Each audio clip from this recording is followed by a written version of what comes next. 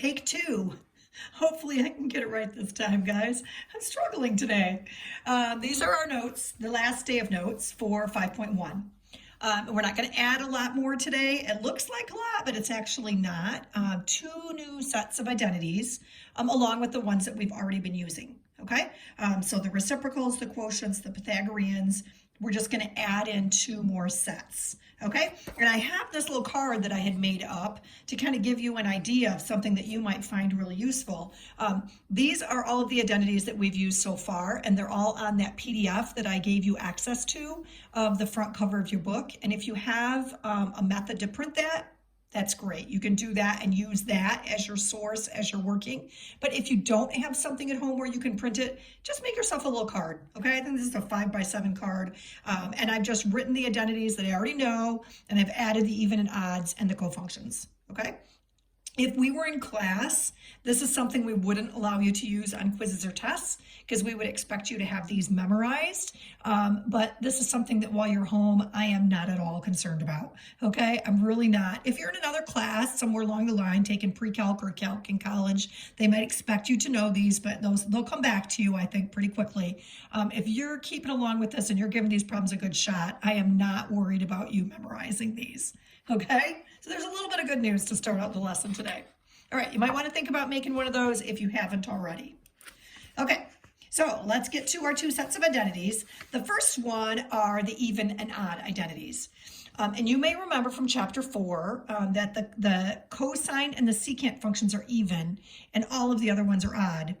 I'm going to explain a little bit about why this is, the background about why the even and odd identities are what they are. If this part seems a little confusing to you, don't worry. There's none of this in the homework. The homework just asks you to use the identities, which is much easier than what I'm going to explain right now. Although I think most of you will probably follow along. Okay, so let's go prior to chapter 4 when we learned what even and odd functions are. Okay, what happens with even and odd functions, and I'm going to show you this, which might overwhelm you a little bit, okay? Even functions means if we put in a number and we put in the opposite number, we get the same solution, okay? Odd functions mean if we put in the opposite number, we get the negative of our original solution. We don't get the same answer, we get the opposite answer, okay? So let me show you that with these functions and their graphs. Okay, so I'm going to disappear this for a minute so we can focus on the graphs. If you take a look at this cosine function, cosine is even. Another name for that, by the way, remember, is y-axis symmetry. Okay, and what it means is that if I take the cosine of pi over 2, which is 0, and I take the cosine of negative pi over 2, it's also 0. If I take the cosine of pi, it's negative 1. If I take the cosine of negative pi, it's negative 1. And that will be true for any values with the cosine function. If I put in a number, I put in the opposite, I get the same answer. Okay? That's what this says. If I take the cosine of a negative angle, it's the same as the cosine of the positive angle. Okay? And that's also true for the secant. Okay? Don't know if you remember what the secant looked like, but here's the secant graph. Okay? And you'll notice the same thing. If I put in pi into the secant function, I get negative 1. If I put in negative pi, I still get negative 1. Okay? So those are even functions. The rest of these are all odd functions, and I'm not going to show you all of them. I'm just going to show you the sine function. Okay? Here's my sine function. Remember, this is origin symmetry is the other name for this. If I put in pi over 2, I get 1. But if I put a negative pi over 2, I don't get the same answer. I get the opposite answer. I get negative 1. Okay? So that's where this set of identities comes from. But you just need to be able to use them. So whenever you see a cosine of negative x, you're going to replace it with the cosine of x.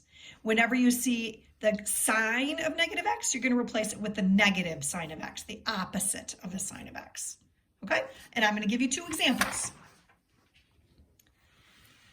All right, here we go.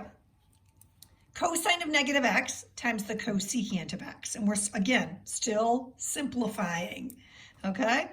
The cosine of negative x is right up here in my identities. It's equal to the cosine of x. So I'm just going to replace that And this turns into a pretty easy problem, okay? Because this, we know from our reciprocal identities, my cosecant is 1 over the sine. So I'm going to replace this with 1 over the sine. Sorry, my note card's flying into my notes here. Okay. And I've got a fraction times a fraction, which means I just multiply straight across. And again, this is one of my trig functions or trig identities. The cosine over the sine is equal to the cotangent. Okay, and I don't think I can get much more simpler than that, so I am done. Okay, definitely better than the ones we did in the notes yesterday. I think you will agree. Okay. All right, let's take a look at our second example for even odd. If we take this one, the cosine of negative x is equal to the cosine of x, because cosine is even. And if we take the sine of negative x, we get the opposite of the sine of x, because sine is odd. Okay?